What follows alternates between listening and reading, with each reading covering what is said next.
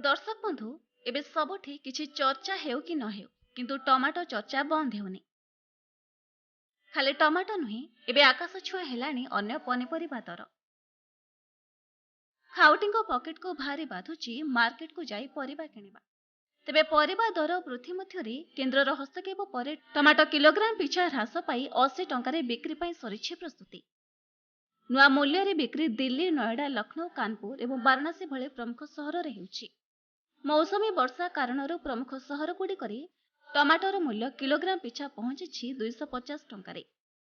तेबे सरकारी विज्ञप्ति अनुसार एबे किलोग्राम पिछा 80 टंकारे टमाटो बिक्री हेउछि। नेशनल कोऑपरेटिव ग्राहक फेडरेशन ऑफ इंडिया एवं जातीय कृषि समवाय मार्केटिंग फेडरेशन ऑफ इंडिया माध्यम आरंभ होइछि एहार बिक्री। तेबे कहि रखिबु देशर 500 प्लस पॉइंट रो परिस्थितिर पुनः मूल्यांकन परे रविवार ठारे किलोग्राम पिछा 80 टंकारे टमाटो बिक्री करने को निष्पत्ति निया जायथिला।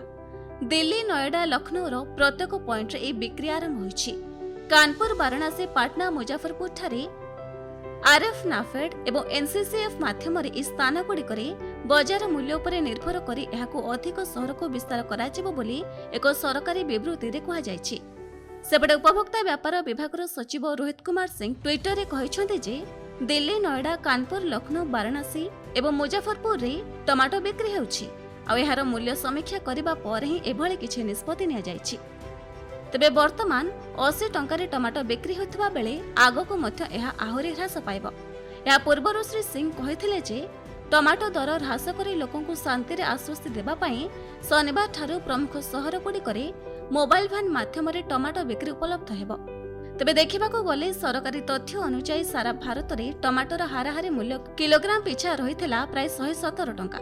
शनिवार दिन मोबाइल भ्यान माध्यम दिल्ली एनसीआर रे प्राय 18,000 किलोग्राम टमाटो बिक्री होइथिला।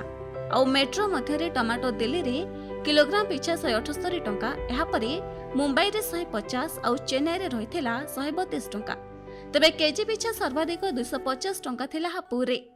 रिपोर्ट हिसाब रे टमाटर हाराहारी सर्वभारतीय खुचुरा मूल्य शनिवार दिन किलोग्राम पिछा 116 टंका 86 पैसा रहितबा बेले सर्वनिम्न थिला 25 टंका। अन्यपटे जदि देखिबा टमाटो दर कमी नथिबारु गरीब एवं साधारण जनताଙ୍କ हांडीशाଳରେ ମଧ୍ୟ खूब प्रभाव पड़िछि। आवश्यकता ठारू स्वल्प परिमाण रे टमाटो किणुछन्ति ग्राहक। अनेक व्यक्ति टमाटो किणिबाकू आग्रह प्रकाश ମଧ୍ୟ करूनांती। किछि होटल, रेस्टोरेंट एवं फूड डेलीवरी संस्था गुड़िक टमाटो को निज खाद्य सामग्री मध्य बाद देवा एवं आरंभ कर सारे। राज्य समेत समग्र देश में टमाटो को नहीं विभिन्न प्रतिक्रिया मध्य सामना को आसुछि। आउ दर नियंत्रण करबा पई पाखापाखि मासकरू अधिक समय लागिपारे बोली चर्चा हेउछि। तबे राज्यर विभिन्न स्थानरू चाषी माने खेतरू टमाटो उत्पादन करबा परे दर नियंत्रण हेबो बोली कहा जाउछि। तबे दर्शक बंधु टमाटो दर उपरे आपणकर मतामत कोन आमको कमेंट करे निश्चय जणांतु। Bureau report, Kalinga today live.